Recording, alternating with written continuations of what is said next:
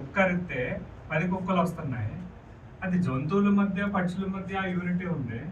మరి మన మధ్య అంటే మనతో ఉదయం తింటున్నాడు, మనతో పాటు పనిచేస్తున్నాడు, మనతో పాటు రోజంతా ఉంటున్నాడు, ఆ పక్కోడి మీద మనకు శ్రద్ధ లేకపోతే ఎలా? అదే ప్లేస్లో మనమే ఉంటాం. మనకి ఎంత అవమానం మనకు కానీ మన కుటుంబానికి కానీ. ఇలాంటి పరిస్థితులు పునరావృతం కాకూడదు, మళ్ళీ మళ్ళీ రాకూడదు. ఒకటో పాయింట్. రెండోది, నిన్న కూడా మనవాళ్ళకి చెప్పాను, అదే ఇప్పుడు ఏదైనా ఒక సమస్య వచ్చింది, ఉదాహరణకి హాస్పిటల్లో జాయిన్ అయ్యారు, ఇమీడియట్గా అప్పటికప్పుడు 1,00,000 రూపాయలు ఎంతమందికి పుడతాయి ఇక్కడ ఉన్న వాళ్ళు? మరి అలాంటప్పుడు అదే 1,00,000 రూపాయలు ఒకడికి కష్టం, 10 మందికి ఇంకొంచెం కష్టం, 100 మందికి చాలా సులువు. అవునా కదా? 1,00,000 రూపాయలు ఒకడికి 1,00,000, అదే 1,00,000 రూపాయలు 100 మందికి 1,000 రూపాయలు. కాబట్టి మనం ఈ రకంగా యూనిటీగా ఉంది, ఒక రూపాయి ఒక సొసైటీ ఏర్పాటు చేసుకుని, యూనియన్ ఏర్పాటు చేసుకుని మనం రూపాయి దాచుకుని ఒక బ్యాంకులో వేసుకుని మనకి ఏదైనా సమస్యలు వచ్చినప్పుడు దాన్ని మనం అందరం కూడా ఐక్యంగా ఖర్చు పెట్టుకోవాలి. రెండోది, ఏదైనా సమస్య మీలో ఒకరికి వచ్చింది, అంటే ఒక బిల్డర్ ఇబ్బంది పెడుతున్నాడు, లేదా ఒక పని చేయించుకున్న ఒక వ్యక్తి ఇబ్బంది పెడుతున్నాడు మిమ్మల్ని, అప్పుడు ఒక్కడు వెళ్ళి అడిగితే సమాధానం చెప్పాలి, 10 మంది వెళ్తే చూద్దాంలే అంటాడు, 100 మంది వెళ్తే గజలాడతాడు. ఇమీడియట్ గా సెటిల్ చేసి నమస్తే పెట్టారు. ఏదైనా కానీ, ఏ సమస్య అయినా కానీ ఒక్కడితో సాధ్యం కాదు.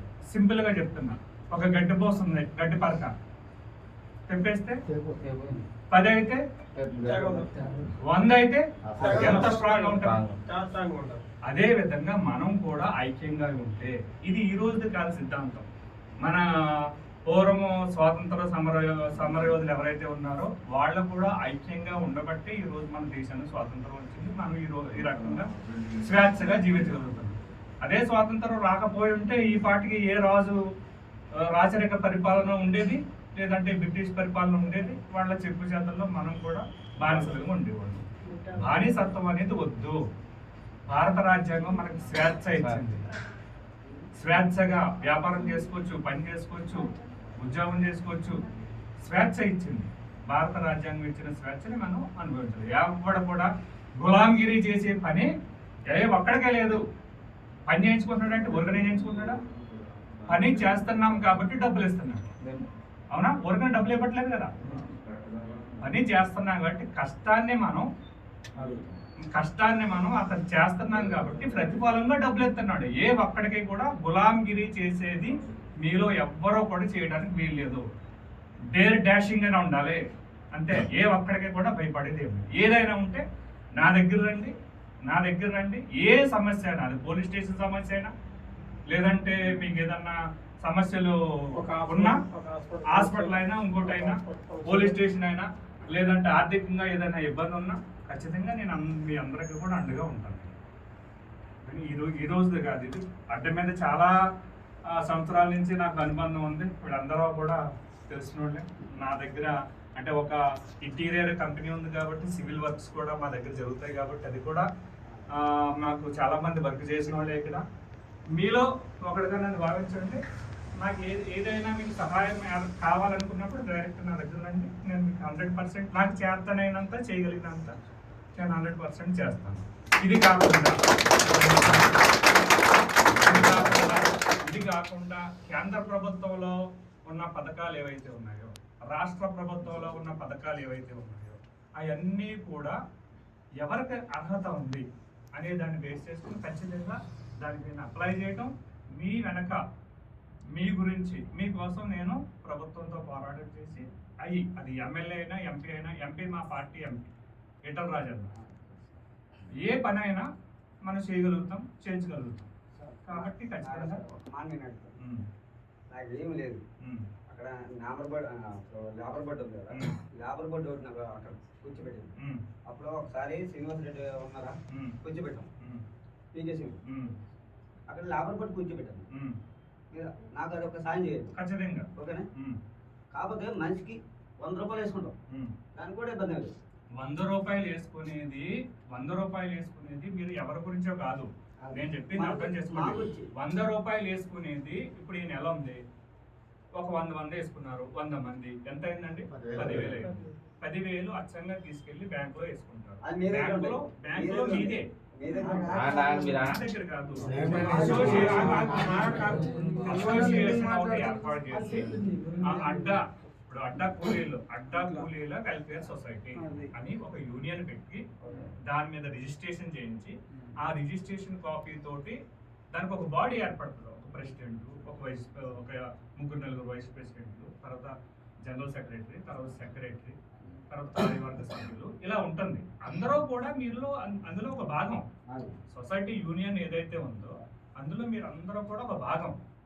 మీరు ఏదైతే దాచుకుంటున్నారో ఆ దాచుకున్నది బ్యాంకులో వేసుకుంటారు. మీకు అవసరం ఉన్నప్పుడు, అత్యవసరమైనప్పుడు అది వాడతారు, అది మీకు ఉపయోగపడుతుంది. సరే, ఓకే, ఈ నెలలో కొంచెం అత్యవసరం ఉంది, పెళ్లి చేసుకుంటున్నారు, ఒక 25,000 కావాలి. మీరందరూ అంగీకారంతో అతనికి 25,000 ఇస్తారు. అతను ఏం చేస్తాడు, అనుకూలాన్ని బట్టి మళ్ళీ ఆ 25,000 మీకు తీర్చేస్తాడు. అది బయట 10 రూపాయలు ఉండొచ్చు, 5 రూపాయలు ఉండొచ్చు, రూపాయి వడ్డీతో ఇవ్వండి, అనుకూలాన్ని బట్టి తీర్చలేని పరిస్థితుల్లో ఉన్నాడు, ప్రమాదం ఏర్పడింది.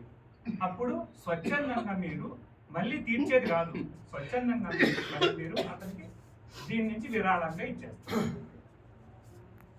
ఒకడు ప్రమాదంలో చనిపోయాడు, కుటుంబానికి ఆసరా చేయాలని ఉంది మీ అందరికీ. ఒకేసారి మీరు తీయాలంటే డబ్బులు తీయలేరు కదా, అప్పుడు సొసైటీ నుంచి ఒక 50,000, ఒక 25,000 మీకు చేతనైనంత తీసుకుని కుటుంబానికి ఆసరాగా ఇస్తారు. సో ఈ విధంగా మీకు అనుకూలంగా ఉంటుంది కాబట్టి మీ డబ్బుని మీరే పొదుపు చేసుకోండి, మీ డబ్బుని మీరే ఉపయోగించుకోండి, మీకోసమే ఉపయోగించుకోండి. అయ్యారు మీకు మాట చెప్తున్నాను, యూనియన్ బోర్డు అని ఉందనుకోండి, 100 రూపాయలు ఇప్పుడు ఎంత ఖర్చు పడుతుందండి, నెలకు 100 రూపాయలు తీస్తాం. మీరు అన్నట్టు అది ఎవరికైనా ఏ కాలు చెయ్య ఎరిగినా ఆలటోళ్ళకి ఉపయోగపడుతుంది. ఒక యూనియన్ బోర్డు ఉంటే సరిపోతుంది.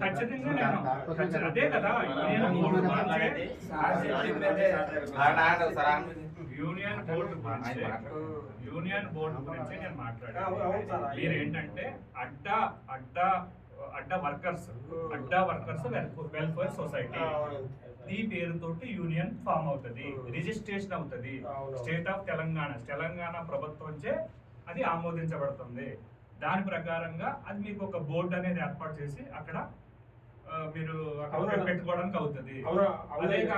అదే కాకుండా ఈ పేరుతోటి మీరు బ్యాంకులో అకౌంట్ ఓపెన్ చేసుకుని మీరు పొదుపు చేసుకున్న డబ్బులన్నీ అందులో వేసుకుంటారు.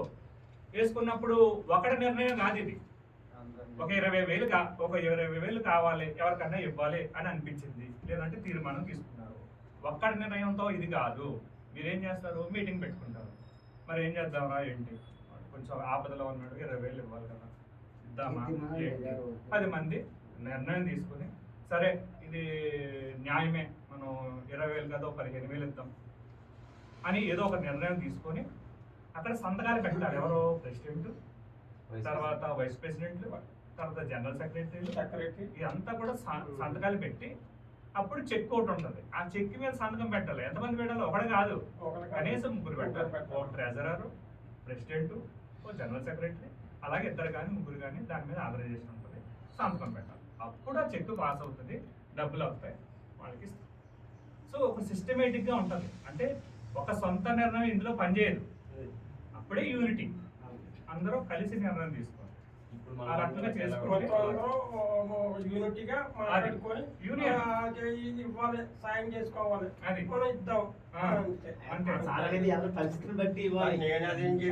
సమస్య ఏదైనా ఏర్పడింది ఒక్కమ్మడిగా అందరూ వెళ్తే ఆ సమస్య సులువుగా పరిష్కారం అవుతుంది. ఎమ్మెల్యే దగ్గర ఒకటికి వెళ్తారు, ఒకడే వెళ్ళాడు, సమానం చెప్తాడా? చెప్తారు. 100 మంది వెళ్ళారు, చెప్తారు. ఖచ్చితంగా సమానం చెప్తాడు. ఎందుకంటే అది ఒక ఇష్యూ అయిపోతుంది కదా, అంతే కదా. మీరు రోడ్డు మీద ఇదిగో నాకు ఈ సమస్య వచ్చింది, ఎమ్మెల్యే హామీ ఇచ్చాడు చేయలేదు అని రోడ్డు మీద మీరు మీడియాతో మాట్లాడితే ఏమైంది? ఇష్యూ అయింది. ఒకడు మాట్లాడింది వేరు, 100 మంది మాట్లాడుతుంది. నేను అదే చెప్తున్నాను, మీరు ఒకటిగా ఉండకండి, 100 మందిగా ఉండండి. యూనిట్గా ఉండాలి.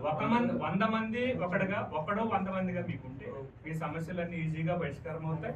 నా హామీ ఏంటంటే కేంద్ర ప్రభుత్వం నుంచి కానీ, నేను బీజేపీ ఎస్సీ మోర్చా రాష్ట్ర అధికార ప్రతినిధి, నేను స్టేట్ ఆఫ్ తెలంగాణకి రాష్ట్ర అధికార ప్రతినిధి బీజేపీ కాబట్టి నేను రాష్ట్ర ప్రభుత్వం నుంచి అయినా మీకు ఏ సాయం కావాలన్నా చేయించగలుగుతా.